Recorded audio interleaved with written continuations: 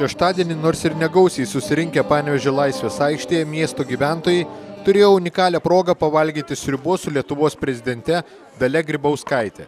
Čia Maltos ordinas vykdė akciją Kalėdinė sriuba.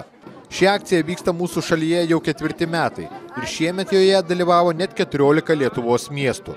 Tačiau prezidentė nutarė pagerbti būtent Panevėžyje vykusį renginį. Nepabūgusi siaučiančios gripo epidemijos, ji kartu su miesto meru Povilu Vadopolu noriai bendravo su miestelėnais ir žiniasklaidos atstovais.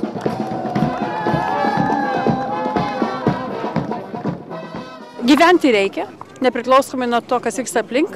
Epidemija nėra didesnė negu eilinis gripas visada ir mes kiekvienais metais jį turėsim. Gyventi reikia, adventas prasideda, pasidalinti būtina, o labdara ir savanorystė tai kiekvieno širdėje turi išlikti visą gyvenimą ir ne tik tai šiuo laikotarpiu.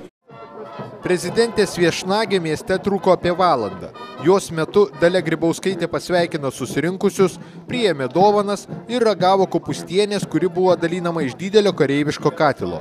Renginio metu buvo renkamos aukos skurstantiems. Ir nors panevėžiečių susirinko nedaug, tačiau buvo surinkta virš 3000 litų.